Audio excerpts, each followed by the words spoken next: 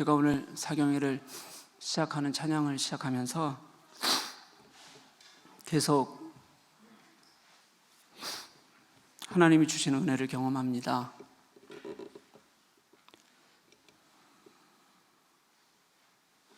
언제 우리가 진짜 이렇게 진심으로 하나님 앞에 자발적으로 나와서 기도하려고 했었을까? 이런 마음이 좀 들었고요.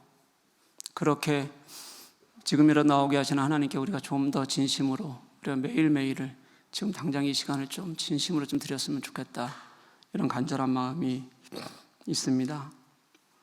저는 여기 오신 여러분들이 하나님을 사랑하는 분들이고, 그리고 교회를 사랑하는 분들이고, 아닐 것 같긴 하지만 어쩌면 김만종 목사를 사랑하는 분들이다. 뭐 미워도 오라고 했으니까 또 미워서 오신 분들도 당연히 좀 있겠지만, 그래도 너무 고맙고 축복합니다. 내일도 오시고요, 모레도 오시고, 오 목사님 기도하시기 전에 찬양 전에 얘기했던 것처럼 우리가 하루 때우는 것이 아니라 매일매일 같이 좀 은혜 받는 그런 시간이 되었으면 좋겠어요. 김만종 목사 설교 어떻게 하는지, 내가 오늘 은혜 받으면 내일 오고 오늘 안 받으면 내일 안 오고 이런 생각으로 오지 마셔요, 여러분. 그거 제가 하는 일 아닙니다. 그러려고 하면 그냥 진짜 좋은 목사 설교들 아무 데 가서는 은혜 받는 게 더 좋다고 제가 여러 번 얘기했어요. 그렇게 해서 여러분들 삶을 변화시키지도 못하고 주님 앞에 진실하게 설 수도 없습니다. 그게 아니라 여러분들이 5일 동안 주님 앞에 매달려 기도하겠다고 결단하고 그렇게 와서 기도할 때 그곳에서 주님께서 일하신다고 그렇게 믿으십시오. 믿으십니까? 네, 그렇게 같이 오시고 또 기도하셨으면 좋겠어요. 저희는 5일 동안 말씀과 기도에만 집중해 보려고 합니다. 느헤미야 8장과 9장 말씀을 가지고 하나님 앞에 이제 나아갑니다. 차근차근 하나하나 말씀을 돌아볼 때마다 하나님께서 우리 교회에 주시는 말씀으로 들으시고요, 우리가 말씀을 하나하나 돌아볼 때마다 하나님께서 내게 주시는 말씀으로 들으셨으면 좋겠습니다. 하나님께서 내게 말씀하시면 이제 좀 입 닫고 있던 곳에서 입을 여셨으면 좋겠고요, 찬양할 수 있었으면 좋겠고요, 하나님 앞에 좀 소리내서 기도할 수 있었으면 좋겠습니다. 우리 오늘부터 시작하십시다. 내일 미루지 말고요, 같이 오늘 그렇게 하나님 앞에 서는 은혜가 있었으면 좋겠습니다. 누구나 어려운 일들이 있습니다. 그리스도인들도 늘 어려운 일들을 경험하고 삽니다. 우리 교회에도 수많은 어려운 일들을 우리 성도들이 여기저기서 그렇게 겪고 당하고 살아갑니다. 어떨 때 보면 저분이 저렇게 하면서도 살아갈 수 있을까 싶은 정도의 삶을 살아가면서도 그래도 버텨내고 그리고 기도하는 이들이 교회 안에 있습니다. 그런데 어려운 일을 당하면 나타나는 반응이 정말 모두 다른 것 같습니다.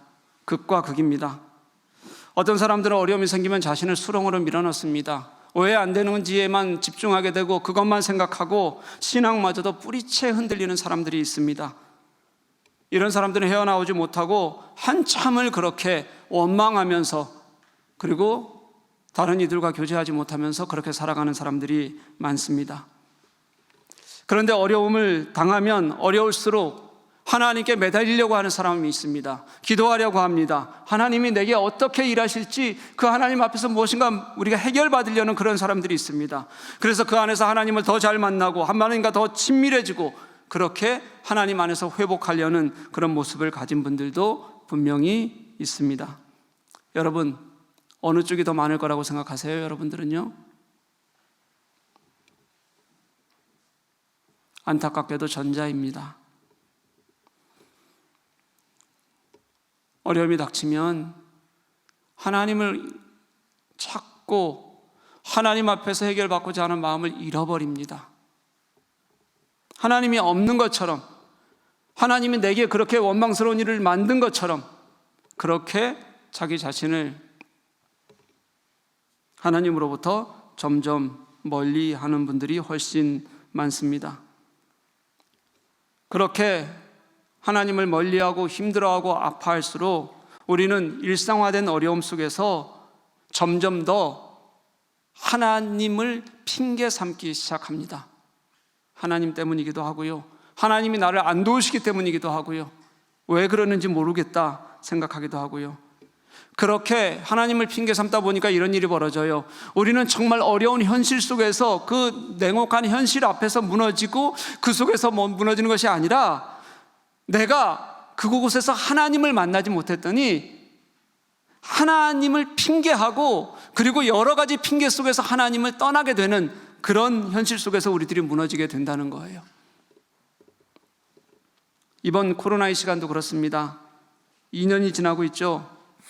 우리 인간이 어떤 예상을 해도 어떤 계획을 세워도 다 의미 없게 변해버리는 것을 우리가 2년 내내 경험해 왔습니다. 모두가 힘든 시간을 보내고 있는 것을 제가 압니다. 신문을 봤더니 가정폭력이 전 세계적으로 폭발적으로 늘었다고 합니다. 특별히 여성 인권이 제대로 보호받지 못하는 나라들이 폭력이 너무 많이 늘어서 어떤 나라들은 가정에서 3명 중에 1명은 가정폭력에 시달려서 어쩔 수 없는 상황을 맞고 있는 그런 나라들도 있습니다. 그런데 그런 나라들만 그런 건 아니고요. 유럽도 상당히 많아졌다고 해요. 일방적인 폭력이 아니라면 이혼도 늘고 있습니다. 코로나가 가져온 우리들의 일면입니다. 자꾸 원망하고 어려워하고 그리고 다른 곳에서 핑계를 찾고 다른 사람에게 책임을 전가하는 우리들의 마음에서 오는 일들입니다. 그러니까 살아야죠. 살아야 하니까 길을 찾습니다. 힘들지만 더 이상 일상을 미룰 수가 없으니까 그러니까 위드 코로나로 가는 겁니다. 어떻게든 살아갈 방법을 찾아서 정 안 되면 조금씩 막아가면서라도 다시 일상을 찾아가려고 애쓰고 그 일상 속에서 그렇게 무엇인가 해보려고 발버둥을 치는 게 아마 지금 현실이라고 저는 그렇게 생각을 해요. 우리 교회 교우들도 대부분 이제 현상으로 다시 평상의 일상의 현장으로 돌아가는 교우들이 많이 있습니다. 그동안 하지 못했던 여행도 다 시작했습니다. 지금도 코로나가 난리이고요. 전 세계적으로 처음 시작했을 때보다 지금이 훨씬 더 감염자가 많은 전 세계적으로 4차 감염이 되는 곳도 있고 5차 감염이 도는 곳도 있고 그렇게 팬데믹을 겪고 있지만 그래도 여행은 어떻게든 하고 있습니다. 예전보다 더 많이 여행을 떠납니다. 좀 참았던 분들이 몰려갑니다. 밀렸으니까 여행하자. 상황이 어땠든 우선 하는 곳에 더 마음을 쓰는 게 지금 우리들입니다. 그래서 여행 기간도 더 길어지고 많아졌습니다.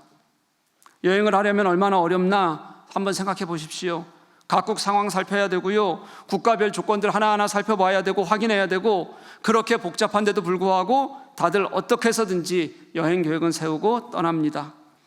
요즘 감염이 많이 되죠. 가장 많은 곳이 학교입니다. 대부분 학교를 통해서 감염이 일어나고 우리 교회에서도 아이들을 격리해야 된다고 얘기할 때 보면 전부 학교 문제 때문에 그래요.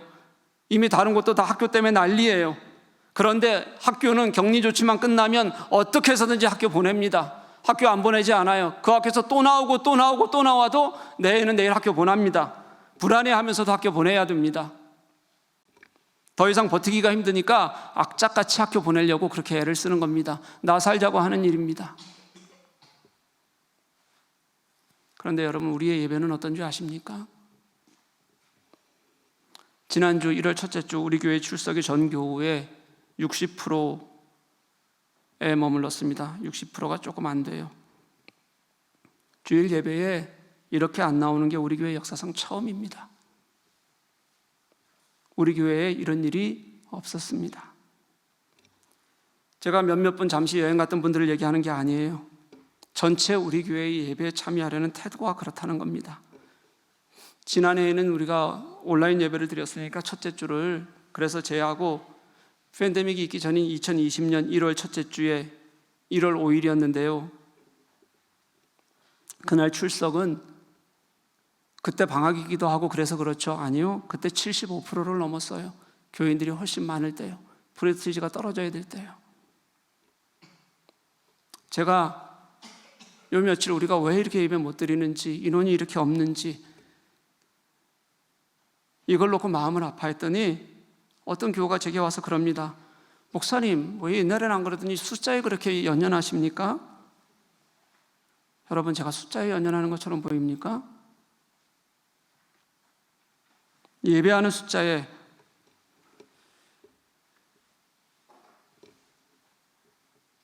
거기에 연연하는 것처럼 보이세요?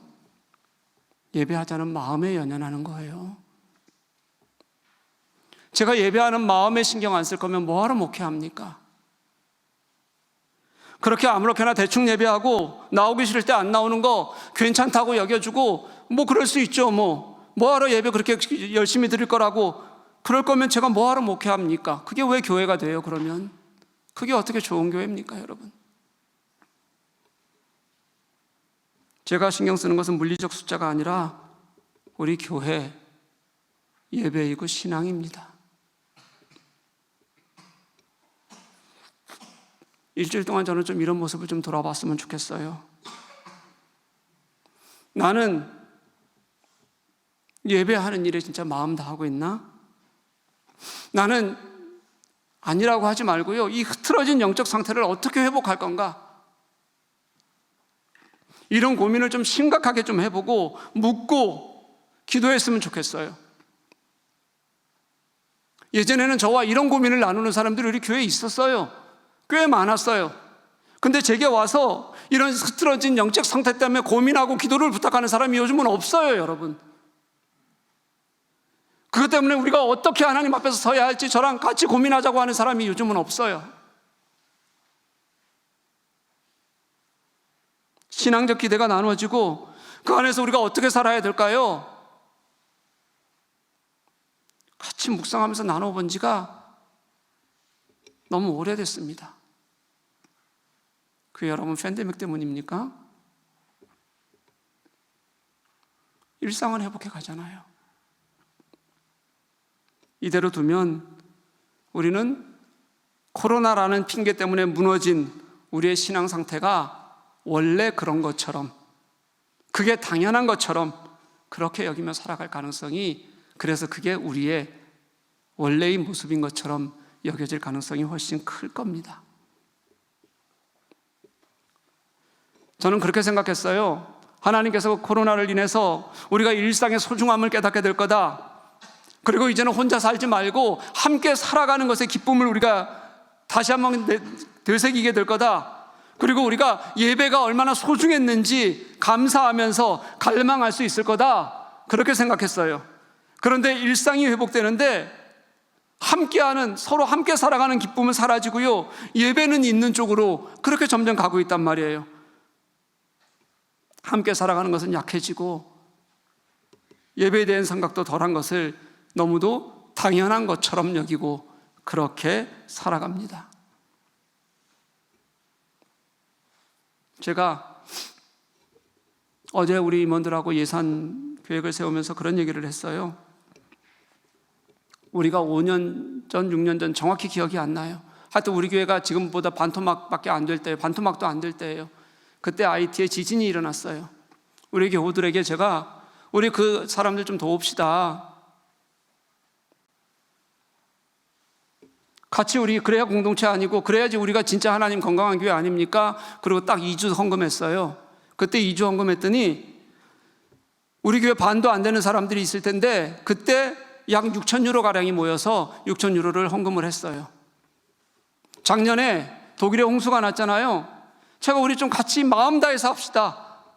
정말 우리가 같이 살아가는 게 얼마나 소중한지 깨닫고 이게 얼마나 힘든지 아는 사람들이라면 마음 다해서 하자고 제가 그렇게 목 놓아서 얘기했어요. 근데 1,800유로 나왔어요. 그 다음에 제가 다시 얘기했어요. 그럼 그거는 독일이 잘 사는 나라니까, 그러니까 우리 못 사는 나라 IT, 그때 홍수 났거든요. 크게. 홍수난 IT 한 번만 더 도웁시다. 그러면 우리가 좀 못 사는 나라는 그런 마음이 좀 갈 거 아니에요. 800유로 헌금 나왔어요. 여러분, 사람을 사랑하는 마음도 잊어가고 예배하는 마음도 잊어가고 함께 살아야겠다는 마음도 사라지고 긍휼함도 없어지고요.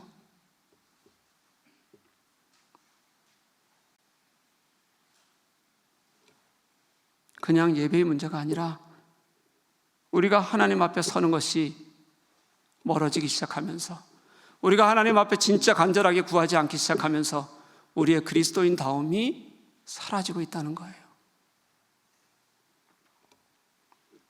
이제 이래서는 안 되겠다. 본질도 다 잃어버리고 하나님도 다 잃어버리고 예배도 다 잃어버리고, 그리고 우리가 어떻게 예수님을 믿는 사람으로 그리스도인으로 살아갈 수 있어요? 저는 그건 교회가 아니라고 생각해요. 그래서 이제 다시 시작하고 싶은 거예요.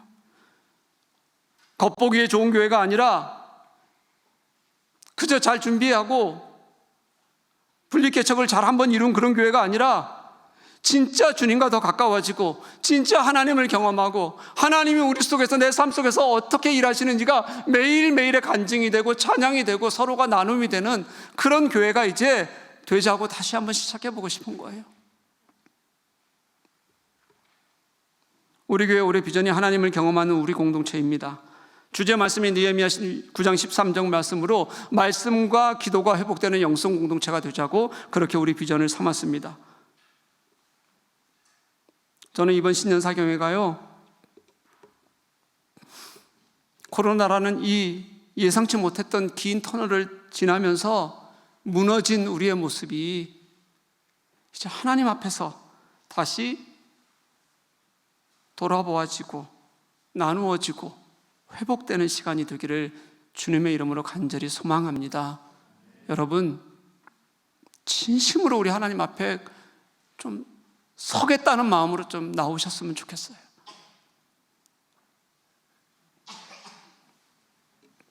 오늘 첫 번째 날 제목이 말씀 앞에 서라예요. 말씀 앞에 서라. 제가 송구영신 예배 때도 이 배경을 잠시 설명을 드렸는데, 바벨론 포로로 잡혀갔던 이스라엘 백성들이 이제 바벨론이 페르시아에 의해서 무너지자, 당시 페르시아는 3번에 걸쳐서 바벨론의 포로로 잡혀왔던 이 유대인들을 돌려보내요. 예루살렘으로. 1차로 돌아왔던 사람들이 수룹바벨, 예수아, 그리고 학개스가랴, 이런 사람들이었고, 이들은 성전 건축을 이뤄냅니다. 2차로 돌아온 사람이 에스라였는데요, 그가 하고자 했던 목적이 예배를 개혁하고 말씀을 부흥시키는 거였어요. 3차로 돌아온 사람이 느헤미야였는데, 느헤미야가 성벽을 재건하게 됩니다. 이 2차로 돌아왔던 에스라하고요, 3차로 돌아왔던 느헤미야는 시차가 13년밖에 되지 않아요. 그러니까 당시 정치적 환경에서 에스라의 사역은 이 느헤미야의 사역 이후에야 본격적으로 이루어지게 돼요. 그전에는 준비 기간이었다고 생각하면 돼요. 그래서 이 느헤미야서는 에스라와 느헤미야가 함께 동역하는 그런 기록으로 그렇게 기록이 되어져 있습니다. 느헤미야의 목적이, 세 번째로 들어왔던 느헤미야의 목적이 성벽을 건축하는 거였어요.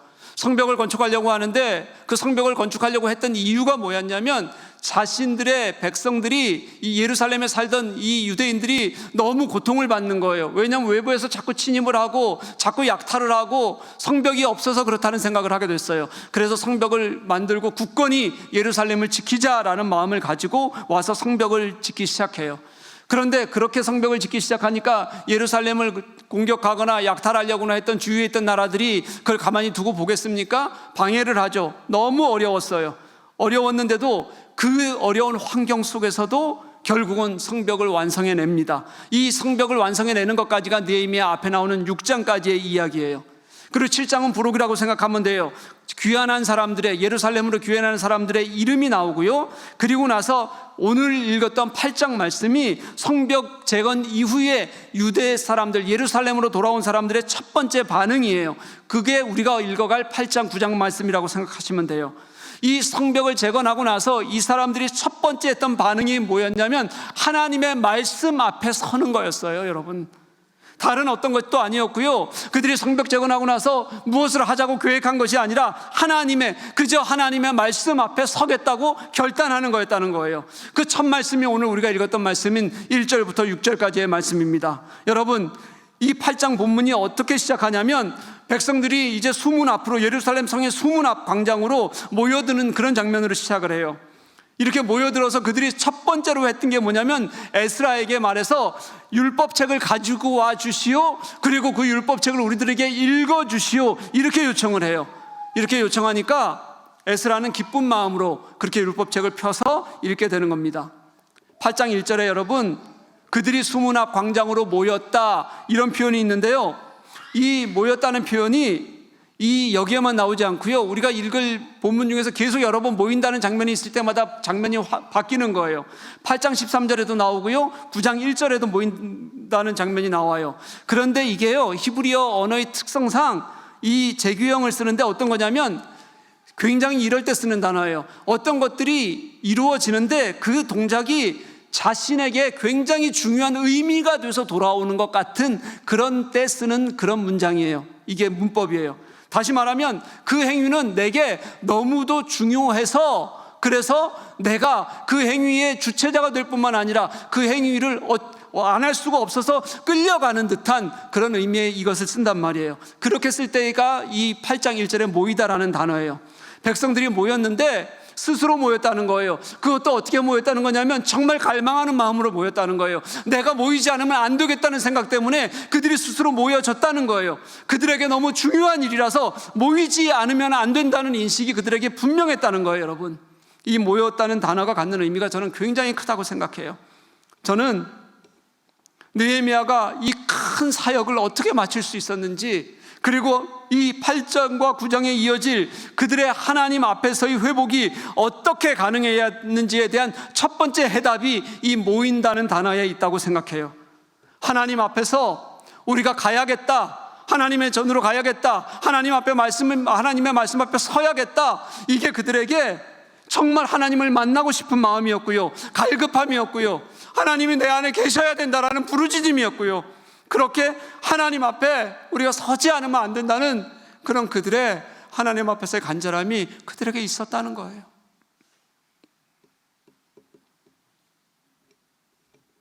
그들이 바벨론에서의 그 많은 치욕을 당하고 고통 속에서 다시 일어나서 돌아와 하나님과 함께 자신들의 사역을 일구어내는 이들이, 하나님을 경험한 사람들이 하고 싶었던 첫 번째가, 그래, 하나님 앞에 다시 가자, 진짜 하나님께로 돌아가자, 그거였다는 거예요.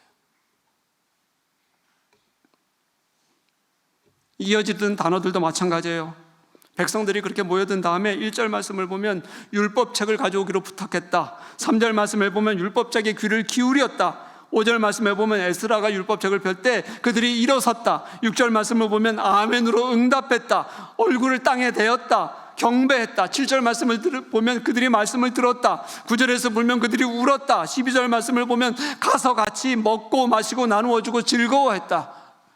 모든 단어들이 모여서 하나님 앞에서 내가 무엇을 해야 할지에 대해서 분명하게 자신들의 의지와 기쁨과 감사와 갈망을 고스란히 표현해 주는 단어들로만 그렇게 기록이 되어 있어요.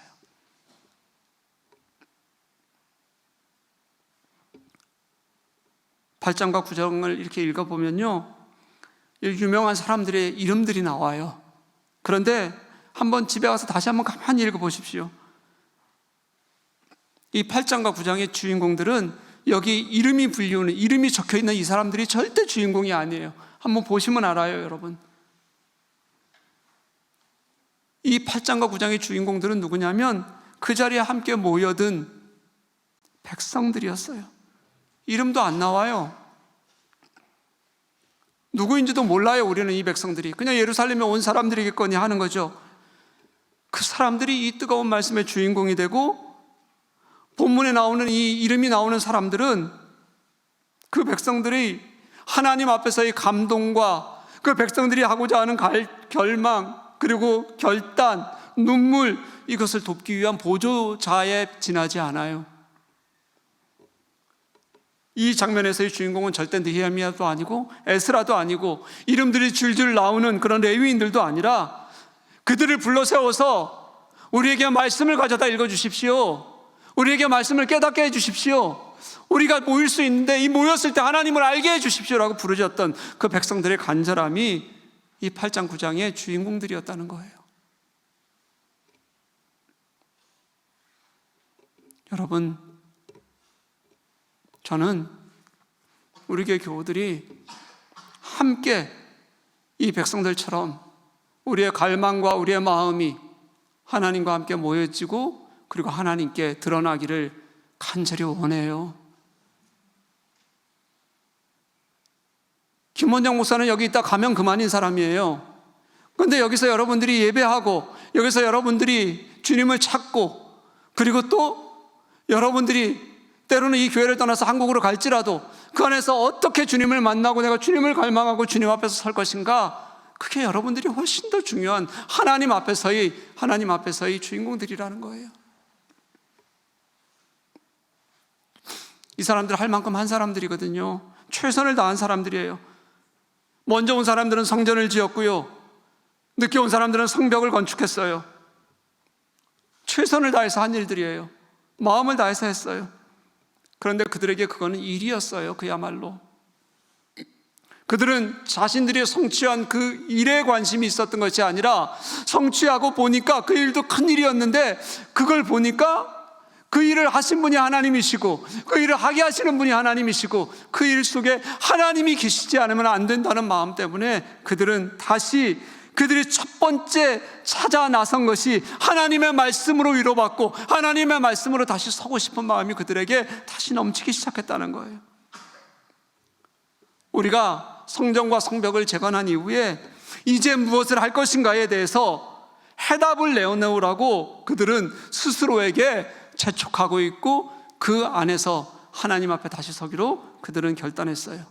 나의 유익이 아니라 그들이 찾으려고 했던 것이 하나님이셨습니다. 그렇게 스스로 찾아 나섰던 그들의 첫 번째 일이 말씀 앞에 자신들을 세우는 것이었어요. 그러니 말씀을 읽어달라는 겁니다.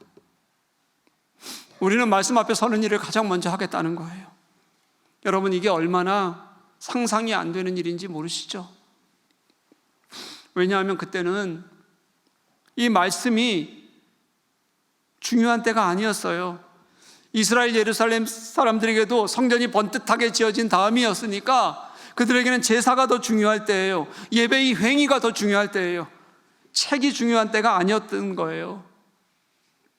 그리고 에스라가 다시 돌아와서 그렇게 예배를 개혁하고 싶어하고 말씀을 따라 다시 가르치고 살게 하고 싶어서 준비하는 그 시간까지 그들은 여전히 그게 무슨 의미인지 잘 몰랐어요.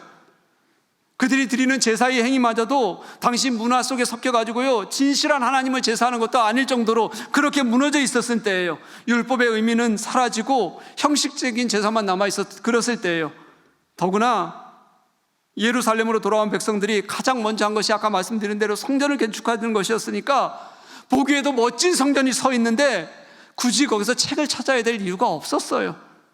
그런데 그들이 말씀을 찾았다는 거예요. 저는 이거는 혁명적인 사건이라고 생각해요. 그때 하나님께서 백성들이 모여서 함께 은혜를 경험하는 것, 함께 주님을 경험하는 것이 무엇인지를 그들이 깨닫게 하셨어요. 그전에는 백성들이 이런 말씀 앞에 선 은혜를 경험한 적이 없었어요.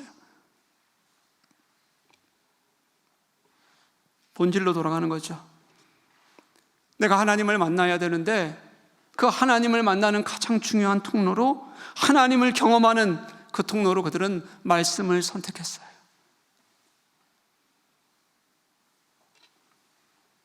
저는 이게 얼마나 큰 감동적이고 놀라운 변화의 본질을 가지고 있는지를 여기서 봐요. 눈에 보이는 것을 포기하고 자신들이 편하게 할 수 있었던 것들을 포기하고 우리의 유익과 즐거움, 잘했다라는 자랑을 포기하고 그리고 말씀을 선택했을 때 지금까지 경험하지 못한 위대한 역사가 8장 9장에 계속해서 이어져요. 일어나요. 말씀으로 돌아가고 나서야 이 예루살렘의 진정한 공동체의 회복이 일어나기 시작했고 하나님을 경험하는 놀라운 역사가 일어나기 시작했어요. 8장 9장은 모두 그 하나님을 경험하는 위대한 역사의 기록이에요. 사도행전을 보면 비슷한 이야기가 있습니다. 교회 공동체가 처음 생긴 후에 예루살렘 교회에 처음으로 내부적인 큰 문제가 생겼어요. 교회가 구제하는 일을 힘썼는데 돈이 모자르니까 구제하는 일에 차별이 생기기 시작했고요, 차별 때문에 마음에 상처를 입는 사람들이 생겨나고 그것 때문에 교회에 문제가 생기기 시작했습니다. 그때 예루살렘 교회가 그 문제를 해결하고자 했던 방법이 이거였습니다. 7 집사를 세우는 거예요. 그리고 그들에게 구제하는 일을 맡겼어요. 지금으로 말하면 교회의 행정과 봉사하는 일을 7 집사에게 맡긴 겁니다. 그리고 나서 사도들이 자신들이 하겠다고 선택했던 것이 무엇이었냐면, 말씀을 가르치고 기도하는 일에 우리가 전무하겠다, 우리는 거기에만 온 마음을 쏟겠다, 그렇게 다시 말씀과 기도로 돌아가는 거였어요. 왜요? 사도들이 너무 바쁘다 보니까요, 사람들이 몰려들다 보니까요, 기도하고 말씀 전하는 일이 소홀해졌어요. 그리고 그 시간에 뭘 하기 시작했냐면 사람들을 돕는 구제 일을 하기 시작한 거예요. 저는 그리스도인들이 세상 섬기는 거 너무 당연하다고 생각해요. 사도들도 바쁘면 도와야죠. 당연히 도우면서 열심히 일해야죠. 자기들은 무슨 똥별하고 그냥 말씀만 보고 기도만 해요. 그런데 여러분, 문제가 있었다는 거예요. 뭐냐면 그게 잘못된 것이 아니라, 돕는 것은 당연한 일인데 가장 소중한 우선순위가 바뀌었다는 거예요. 그것 때문에 말씀을 보는 일, 기도하는 일, 하나님께 우리의 마음을 맡기는 일, 그래서 성도들을 가르치는 일, 그래서 그들이 하나님에게 깨어있는 일, 그걸 하지 못했다는 거예요. 그러니까 교회가 무너지기 시작했어요. 그 얼마 안 되는 초대교회가요. 교회는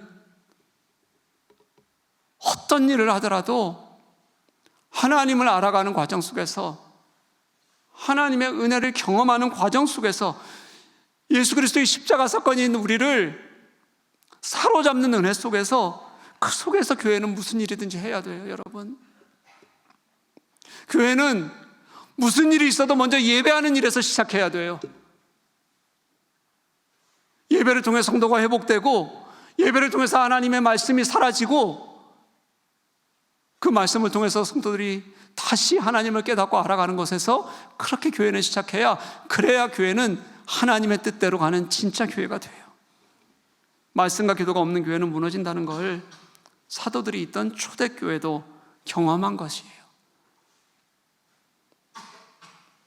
저는 이건 어떤 교회든, 교회가 세워진 모든 곳이 똑같다, 교회라면 동일하게 적용되어야 한다고 저는 그렇게 믿습니다. 깨진 창문 이론이라는 게 있어요. 어떤 마을에 창문이 하나 깨져 있어요. 그런데 그 창문을 그대로 방치해 두면 시간이 얼마나 지날까만 다르지 얼마 가지 않아서 다른 유리창들도 깨어지기 시작한다는 거예요. 그리고 그 마을은 상당히 무질서해지고 범죄가 늘어날 거라는 그런 이론이에요. 이거는 잘 사는 동네건 잘 살지 못하는 동네건 마찬가지라는 거예요. 왜냐하면 한 장에 방치된 깨진 유리창은 그냥 두게 되면 사람들이 이런 신호로 받아들인다는 거예요. 아무도 신경 쓰지 않는구나. 그래서 그 다음 다른 곳에서 유리창이 깨지는 일이 발생하고, 또 그 다음 유리창이 깨지는 일이 발생하면서 아무런 부담이 없이 그것이 더 확대되어서 가져가기 때문에 그렇다는 거예요. 저는 신앙도 그렇다고 생각해요. 여러분, 방치하면 망가질 뿐만 아니라 주위에도 나쁜 영향을 끼치게 돼요. 결국 다 같이 무너지게 되는 거예요. 제가 앞에서 말씀드렸던 예배하는 마음이요, 제가 숫자에 연연하는 게 아니에요. 그게 괜찮다고 여기고, 김만종 목사가 그걸 가지고 뭐라고 하는 것이 저 사람 왜 저러냐고 우리에게 먼저 마음에 생각이 드는 순간부터 우리는 이미 그게 아무렇지도 않은 사람들이 되어버렸다는 거예요. 여러분, 그래서 이제는 편하게 언제나 빠져도 되고 안 해도 되고, 그리고 그냥 무너져가는 것이 일상처럼 보여지는 그래서 놀고 싶을 때 다 놀고 가고 싶은 것 다 하고 회복을 하지 못해도 그래도 신앙이 그저 지켜지는 것 같은, 나는 이만하면 신앙생활 잘하는 사람인 것 같은 착각에 빠져 살아가게 되고, 그렇게 영향을 미치게 된다는 거예요. 그러니 김만종 목사가 뭐라고 한마디 하면, 예배하자고 하면 자꾸 왜 저러지? 우리한테 왜 저러지? 이것밖에 안 남는 거죠. 왜냐하면 나는 이미 익숙해 있으니까, 나는 괜찮으니까. 그래도 내게는 문제가 없으니까. 저 사람도 나는 이해가 되니까.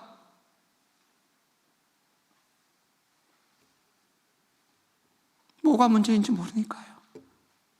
우리의 신앙은 여기저기 창문이 깨지고 망가지는 폐허가 되어버려도 결국 모르게 되는 거예요. 사랑하는 교회 여러분, 우리 이제 느헤미야가 경험한 그 말씀 앞에 서는 시간으로 우리 같이 한번 돌아가 보십시다.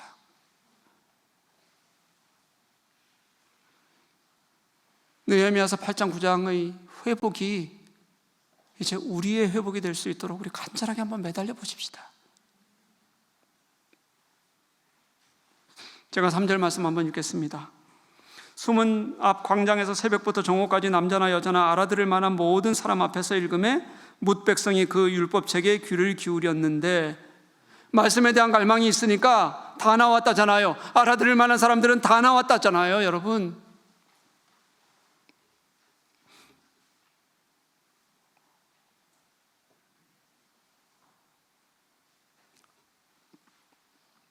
말씀에 대한 기대가 있으면 다 와요. 다른 이유 때문이 아니라 여러분, 기대가 없어서 안 나오게 되는 거예요. 우리가 좋은데 왜 안 나오겠어요? 안 좋으니까 안 나오는 거예요. 왜 가끔 나오겠어요? 가끔 나올 만큼 나밖에는 내게 의미가 없으니까 가끔 나오는 거예요. 너무 당연한 거 아닙니까, 여러분? 근데 그게 괜찮다고요? 이유나 핑계가 있는 게 아니에요. 5절 말씀 읽습니다. 에스라가 모든 백성 위에 서서 그들의 목전에 책을 펴니 책을 펼 때 모든 백성이 일어서니라. 그 말씀을 단순한 말씀으로 들었던 것이 아니라 내가 선 자리, 그 말씀이 하나님의 거룩한 말씀이라는, 말씀의 자리라는 것을 그들이 깨달았다는 거예요. 하나님의 말씀으로 들었다는 거예요. 하나님이 직접 우리에게 지금 말씀하시구나, 그렇게 그들이 느꼈다는 거예요. 오늘 여러분들, 제가 아까 말했던 것처럼 김 목사가 무슨 말을 하나 하는 그런 마음으로 앉아 있는 것이 아니라 내가 그 하나님의 말씀을 듣고 그 하나님 앞에서 서겠다는 그런 진실함으로 자신들을 세우고 있다는 겁니다. 그래서 그들은 말씀을 가지고 일어섰다는 거예요. 그게 말씀을 대하는 자세예요. 6절 제가 한번 읽겠습니다. 에스라가 위대하신 하나님 여호와를 송축하며 모든 백성이 손을 들고 아멘 아멘 하고 응답하고 몸을 굽혀 얼굴을 땅에 대고 여호와께 경배하니라. 말씀이 백성들을 사로잡았을 때 그들이 하나님의 온전하고 크신 말씀이 무엇인지를 깨달았을 때 그들은 경배하기 시작했어요. 하나님 찬양하기 시작했어요. 하나님 앞에 꿇어 엎드렸어요. 하나님 앞에 납작 엎드려 예배하는 것이 무엇인지 그들은 자신의 삶을 몸을 통해서 보여줬어요. 말씀이 살아있음을 깨닫고 느껴질 때 그들이 하나님 앞에 자신을 드리고 반응하지 않을 수 없었던 그런 백성들의 모습이었어요. 여러분, 이게 하나님의 말씀 앞에 반응하는 겁니다. 사랑하는 교회 여러분, 우리 말씀 앞에 서십시다. 어떻게 서냐면 일주일 동안 진짜 말씀 앞에 서자는 거예요. 진실한 말씀 앞에 서자는 거예요. 모이는 것이 우리의 첫 번째 결단이라면 여러분 오늘 잘하셨어요. 오늘 결단해 주신 건 너무 감사해요. 여러분들이 교회를 살리는 힘이라고 믿어요. 여러분들을 통해서 하나님이 일하셨으면 좋겠어요. 하나님이 일하시도록 내가 사용될 수 있도록 하나님께 진짜 마음을 좀 드려보자는 거예요. 하나님, 내가 오늘 이 시간이 하나님께 사용되는 도구가 되는 시간이 되기를 소망합니다. 하나님, 내가 오늘 이 시간 통해서 하나님을 만나기를 원합니다. 내가 하나님을 경험하는 은혜를 그렇게 내가 오늘도 하나님이 주실 것이라고 믿습니다. 우리가 사모하는 것, 듣기 위해 모인 것, 제 설교를 들으러 오는 것이 아니라 하나님의 말씀을 듣기 위해 모여서 그 말씀이 어떻게 일하시는지 내가 보겠습니다. 그렇게 간절해지는 마음을 여러분 같이 갖자는 거예요. 그렇게 말씀으로 일어서자고요. 그러면 하나님을 경험하게 될 거예요. 그러면 여러분들의 마음이 반응하기 시작할 거예요. 그 반응이 처음 말했던 히브리서의 죄기동사처럼요, 말씀으로 나를 드리는 거고요, 말씀 앞에서 내가 더 진실해지는 거고, 말씀에 사로잡혀서 내가 어쩔 줄 모르는 감동과 감격을 느끼는 그런 말씀과 하나가 되는 은혜를 여러분들 분명히 경험할 수 있을 것이라고 저는 그렇게 믿어요. 내가 그렇게 말씀에 반응하기 시작하면 그때 하나님이 직접 일하시기 시작하십니다. 그때 하나님이 내 속에 살아서 역사하심을 우리가 경험하게 될 겁니다. 히브리서 4장 12절 말씀은 이렇게 우리들에게 가르칩니다. 하나님의 말씀은 살았고 운동력이 있어 좌우의 날선 어떤 검보다도 예리하여 혼과 영과 및 관절과 골수를 찔러 쪼개기까지 하며 또 마음의 생각과 뜻을 감찰하시나니. 아멘. 하나님의 말씀이 내 삶 속에 살아 역사하기 시작하면, 내 안에 살아 역사하기 시작하면 말씀은 어떤 좌우의 날선 검보다도 예리하여서 우리의 혼과 영과 관절과 골수를 쪼개서라도 우리의 마음을 하나님 앞에 다시 드리고 나아가게 하나님은 만들어 주신다는 거예요. 여러분 믿으십니까? 내 속을 예리하게 다 헤집어 놓아서라도 당신의 말씀을 경험하게 만들어 주신다는 거예요. 하나님 앞에 우리를 완전히 항복하게 하신다는 거예요. 사랑하는 교회 여러분, 우리 그런 마음으로 같이 말씀 앞에 서십시다. 말씀 앞에서 뜨겁게 하나님을 경험해 가십시다. 내가 지금 당장 무엇에 방해받는지 거기에 좌우되는 것이 아니라 말씀을 위해서 방해되는 것들을 과감하게 해치고 주님 앞에 설 수 있는 그런 결단을 여러분 우리가 함께 드렸으면 좋겠어요. 여러분, 지금 우리에게 가장 중요한 것은 저와 여러분이 말씀 앞에 서 있다는 것입니다. 오늘 우리가 말씀에 서겠다고 결단했다는 거예요. 그 결단을 가지고 이제 말씀이 일하시게 하는 은혜를, 하나님이 일하시는 은혜를 같이 경험하는 저와 여러분 될 수 있기를 주님의 이름으로 간절히 축복합니다.